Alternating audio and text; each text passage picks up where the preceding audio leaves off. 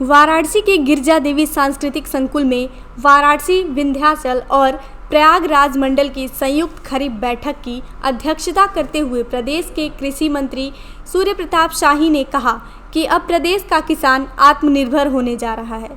यही कारण है कि वह सिर्फ अन्न उत्पादन में नहीं बल्कि बीज उत्पादन में भी अग्रणी होगा। इसके लिए किसानों को बाकायदा प्रशिक्षण भी प्रदान किया जा रहा है। 15 लाख मीट्रिक टन के करीब ज़्यादा बढ़ा है। दलहन का उत्पादन 8.5 लाख मीट्रिक टन के करीब बढ़ा है। और इसी तरीके से फलों, सब्जियों और आलू के क्षेत्र में भी, गन्ना के क्षेत्र में भी ये काफ़ी तेज़ी से आगे की ओर बढ़ा है। आज खाद बीज की कोई समस्या किसान के सामने नहीं रहती। हम समय से उनको उपलब्ध करवाते हैं। निःशुल्क मिनी किट योजना से दलहन और तिलहन के उत्पादन भी ज़्यादा बढ़े हैं। और जब आते हैं तो किसानों की जो समस्याएँ होती हैं तो सुनने के बाद जो नीतिगत रूप से जिनका समाधान निकाला जा सकता है, जो जेन्युइन समस्याएं हैं, उनका समाधान भी निकाला है। जैसे मैंने बताया कि पॉश मशीन से आपको दे रहे हैं, जो अनुदान बाद में आता था अब आपको एट सोर्स सब्सिडी के रूप में मिल जा रहा है। इसी तरीके से जो सोलर पंप के ऊपर, खेत तालाब योजना के ऊपर जो हमारी स्कीम्स हैं उनको जानकारी देते हैं। मैं जो पैक हाउस हम लोगों ने लगाए हैं उसके माध्यम से उनको एक्सपोर्ट करने की उससे सुविधा हो गई है, मार्केटिंग की सुविधा हो गई है। तो कैसे पैकेजिंग करना, ग्रेडिंग करना, ब्रांडिंग करना, उसकी ट्रेनिंग भी दी जाती है। और उन्हें बाहर जो निर्यातक राज्य हैं जो पहले से कर रहे हैं उनके यहाँ प्रशिक्षण के लिए भी हम भेजने के अनुदान के रूप में रखे हैं। किसान यदि अपने प्रोडक्ट का प्रदेश में कहीं पर भी वो स्टॉल लगाना चाहता है तो उसके लिए भी हम लोगों ने प्रोत्साहन की नीति बना करके उनको वहाँ पर भेजते हैं, जिससे अपने प्रदेश के जो हमारा उत्पाद है वो उसका लोगों के बीच में वो पहुंच सके और उसकी पहुंच बढ़ सके। तो यह एक प्रयास किया गया है पिछले वर्षों में। ये बीज का जो आपकी योजना है, जो एमएसपी से ज़्यादा देने की दलहन तिलहन में, ये क्या योजना है? ये योजना ये है कि जो अब किसान अभी अन्न उत्पादन करता था, अब यदि वो बीज उत्पादन करता है तो बीज उत्पादन के लिए हमने प्रोत्साहन के रूप में यह योजना कुछ वर्षों के लिए चलाई है। अब किसान जो है वो सिर्फ खाने के लिए अन्न न पैदा करे बल्कि देश के किसानों के लिए और अन्य देशों के किसानों के लिए भी बीज पैदा करे। तो बीज पैदा करे इस नाते वो बीज भी गुणवत्तापूर्ण होना चाहिए। सामान्य तरीके के अनाज से वो पैदा करेंगे तो जो जहाँ हम ले करके उनको भेजेंगे वो कहेंगे कि साहब ये बीज तो जो है वो ख़राब है, आपने ख़राब बीज दे दिया। तब आप चलाएंगे कि कृषि विभाग से बहुत ख़राब बीज मिला। तो इसलिए उनको वो ट्रेनिंग, प्रशिक्षण दिया जा सके और वो अपने इसके प्रति जागरूक हो सके। उनको यह इंसेंटिव के रूप में इस साल से हम लोगों ने दलहन और तिलहन और मुझे इफ़को के तहत मिला है समूह के माध्यम से, जो इफ़को कंपनी मुझे ड्रोन दिया है ताकि मैं किसानों को जल्द से जल्द, जैसे कि इसमें टाइम भी कम लगता है स्प्रे करने के लिए, इसमें धान और गेहूँ किसी भी फसल पे आप स्प्रे कर सकते हैं। नैनो यूरिया, नैनो डीएपी, साथ में सागरिका का। तो हम लोग प्रधानमंत्री जी का तहे दिल से शुक्रगुजार करते हैं ताकि उन्होंने महिला को एक आगे बढ़ने का रास्ता जो दिया है। Thank you. संध्या सिंह।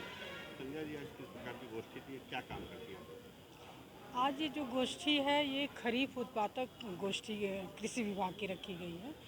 और मेरा वर्क जो है DKPCL एक FPO है, जिसके ज़रिए मैं एक बृहद गौशाला का संचालन करती हूँ। और मेरा मुख्य इस समय का काम है कि रसायन मुक्त खेती, तो वर्मी कंपोस्ट और वहाँ पे एक प्रयोग के रूप में कि सहचर जीवन कैसे हम प्रकृति से जुड़ करके खेती कर सकते हैं, वो वहाँ एक प्रैक्टिकल आपको देखने को मिलेगा। और पूरे मतलब उदाहरण के साथ मैं कह सकती हूँ कि बिना रसायन की भी धरती में बहुत बढ़िया उत्पादन के साथ, ज़्यादा उत्पादन के साथ हम खेती कर सकते हैं। हमारे यहाँ है। सुभाश्री। जी, आज ये खरीफ गोष्ठी हो रही है, क्या काम करती हैं आप लोग, क्या फायदा? हमारा महिला FPO है जौनपुर में, प्रबोधनी शक्ति फार्मर प्रोड्यूसर कंपनी लिमिटेड। हम लोग सभी महिलाएं मिलके घरेलू प्रोडक्ट बनाते हैं, जैसे आटा, सत्तू, चना, बेसन। और इसमें मिलेट्स का भी वो है, जैसे बाजरा का नमकीन है और लड्डू है, और बाजरा और बजड़ी, सांवा, कोदो, जो अभी हम लोग मसूर किए हैं रबी में। और खरीफ में भी जो मिलेट्स का है सब हम लोग कर रहे हैं। क्या फ़ायदा होता है मिलेट्स? मिलेट्स का तो पहले रोगों से मुक्ति हो जा रहा है काफ़ी, और मिलेट्स को बढ़ावा भी मिल रहा है प्रधानमंत्री जी की तरफ से, इसलिए हम लोग मिलेट्स का वो कर रहे हैं। मैं Ajay Kumar Singh, Ishani agro farmer producer company, ग्राम और पोस्ट मिलिया, जनपद चंदौली का मूल निवासी हूँ और Ishani agro farmer producer company का मैं निदेशक हूँ, managing director. Ishani agro farmer producer company 2016 में हम लोगों ने एक एफपीओ का निर्माण किया, जो कि हमारा चंदौली जनपद कृषि प्रधान जिला है और मैंने काशी हिंदू विश्वविद्यालय से पारास्नातक की शिक्षा ग्रहण करने के उपरांत हमारी पारिवारिक पृष्ठभूमि कृषि थी, इसीलिए हमें अपने नए जीवन को आयाम की शुरुआत करने के लिए हमें कृषि क्षेत्र का ही चुनाव किया और उस चुनाव में हमने अपने 5 युवा साथियों के साथ Ishani agro farmer producer company का गठन किया, जो कि आज कंपनी में हमारे 1350 टोटल पुरुष और महिला मिला के मेंबर कृषक सदस्य हैं, जो कि अलग अलग विविध क्षेत्रों में कृषि के क्षेत्र में कार्य कर रहे हैं।